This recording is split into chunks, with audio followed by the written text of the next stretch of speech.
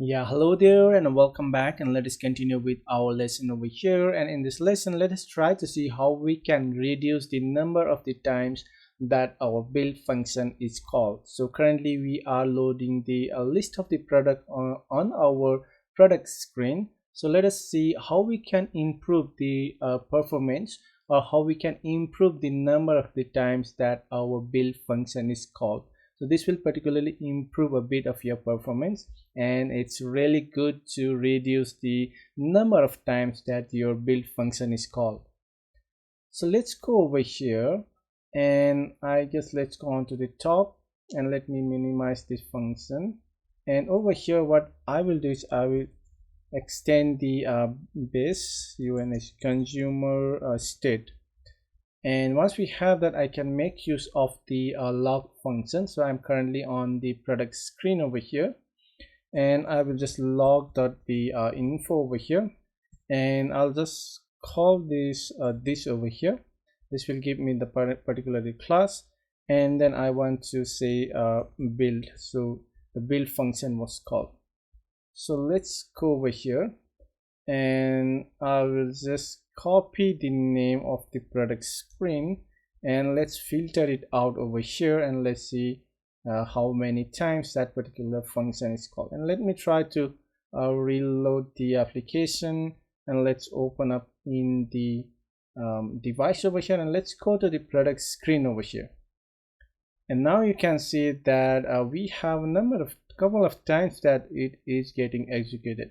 So you can see the info, a message, and this is this one. The build function is called over here and over here. So here you can see it is saying a 2. So total you get a 3 times that the number of the build function is called. So basically you can say that this build function was called 3 times over here. This is of a 2 time, and another is of 1 time. That is particularly the 3 times. So how we can reduce the times of this particular build function is called. So let's go to our state over here, and that should be of the, let's go to the state, and in the state I'll go to the product state. And here currently we are watching the loading, and we also have the fetching, and we also have this particular product list. So basically every time this state change, 3 state change, that means that it's going to rebuild our widget. So for that, let's go back over here, and currently here we are watching, and here we are again watching another one, and we are saying that another thing, and here we have another watch. So that should probably trigger a multiple times of the widget build. Particularly we are watching the whole controller. That's not a good practice. So we can just select the product over here, and the list of the product that we want to watch. So we can filter it out which state that we want to watch over here. So let's go back over here, and for this particular list of the product, what we can say is this can be of the async value over here, and this can be of the list of the products, right? So let's so this one, and once we have that, we don't require this particular loading state over here. And let's try to remove the loading state from here, and let me try to arrange this one properly. And once we have that, let's go and let's try to run the build command so we can generate this particular class over here. And let us try to generate this particular class over here. It will take some time, and once this class or this state is generated for us, let's go back over here, and now we can remove this one from here. We particularly don't need that one, and over here I will just select my async value that will be of the products. So I guess a value that we have dot the products that we have, and let me try to arrange this one properly over here, and let me close it over here. So once we have this particularly the state over here, now we can call this one as the products over here, and I can just remove this one from here, or let's keep it for now, and this one, and let's go down over here, and now I can just say this is the products dot the length, and products is the async value. So what we have to do over here is let's wrap this one. So I will wrap this one from here, and let's wrap this one. Let us wrap with the another widget over here, and I will wrap this one with the async async value widget that we have. This is the reusable widget that we have defined, and here we need to define the value as well as the data. So let's go over here and we'll just say value will be of our products that we have. And the next thing is that we have the data over here, and data will be of let's keep this one, and here we'll just say this is of the data itself. And inside this, what we can do now is we can just cut this one. I guess let's have this grid view that we have. Let's copy this code from here, and I guess we'll copy from here to here, right? So that should be till here, and let's copy this particular code, and let's paste it inside over here. And once we have that, I guess we need to close this one over here, and that should be fine. So let's go over here, and now I can just say this of the product, or we just need to say this is of the data that we have, data that the index.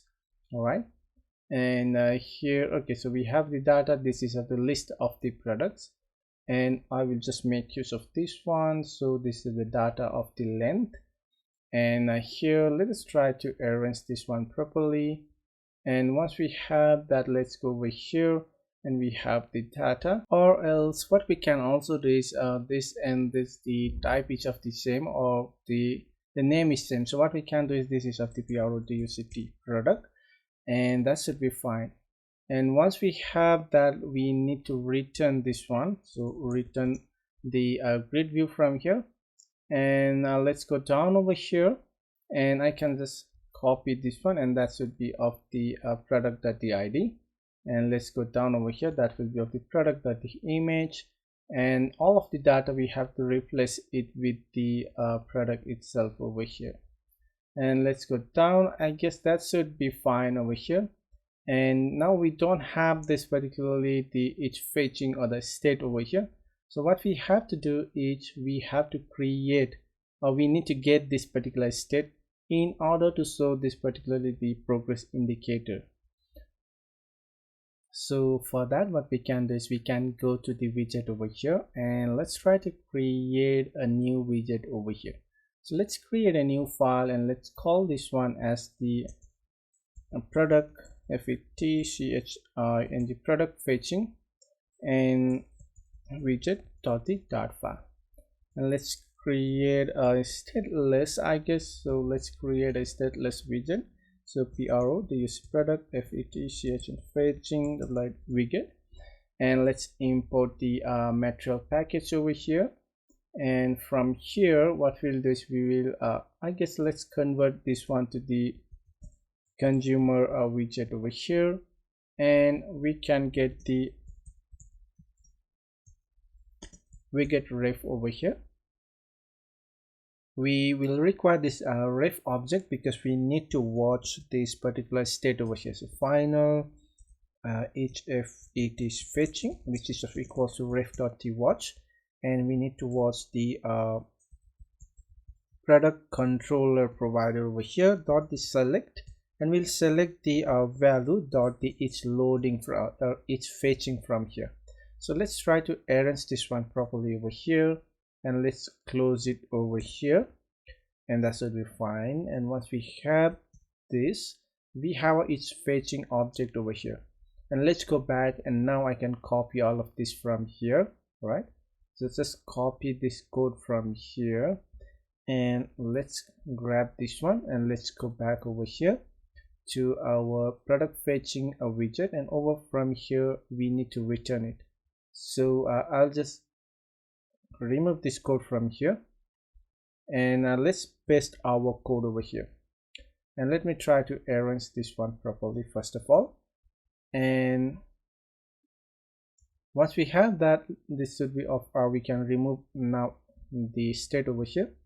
And if currently we are fetching over here, so let's remove this, and let's remove this one, and let's close it over here, and let us import this particular const over here, and that should be fine. And now from here we need to return this one, right? And also we need to return from here. So let's go down in the else part. So if it is not fetching that what we want to return from here, the const of the size, I guess we'll return a size box from here. Size box, I guess the string should be fine. And once we have that, that should be fine. And let's go back to our product screen, and here let us load that particular product fetching widget over here, and that should be of the const over here.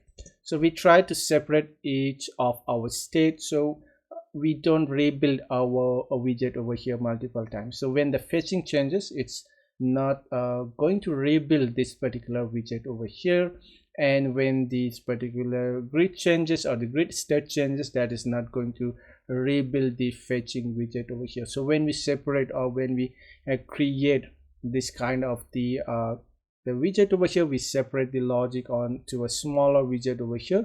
So each of the widget has its own responsibility. So here we are trying to implement composition. So we are trying to separate, or we are trying to create each widget for each of its own logic. So we are not trying to mix different logic into a same widget over here. That will help us to reduce the widget rebuild. And currently particularly this is a big widget because it has a lot of the grid over here, or it has a lot of the items to show over here. So we don't want this function or the rebuild function to call here multiple times. So now what we can do is we will go up, and now we can remove all of these function from here, or the condition that we are checking. So that should be fine. And let's try to now rebuild our application, and we have some error over here. Let's go over here and let's see what error we have. So let's try to remove this one from here. Its loading is not there anymore. Let's try to remove this one from here too, and let's go down. Okay, so what we need to do over here is we require a async value over here, but it's not a async value. So what we can do over here is let's try to create this one as a async. It should be of the async value over here. That should be over here. And once we have that, let's wrap this one inside this. It should not be of async value, it should be of the async data, right? So async data, and that should be fine. And this is of the list of the products, so it's giving still some error. Spread element is not label. Okay, so this is already async value. So let's go on to the top over here, and I need to get that particular value over here from here. And this is of the old value, and this is of type of the null, and if it is null, then we'll just return a empty list from here. So that should fix that particular issue. And let's go down if we have any error. So we don't provide a const value over here. I guess that should be fine if we provide a const. And then let's go over here. Okay, so we need to provide a default state for this one. Currently this is just empty. So what we can do over here is a default value that we can see over here. Maybe we can use the loading. Let us replace this empty list over here with the async. It should be of the async value dot the loading. So let's say the default state is of the loading, and let us try to rebuild it.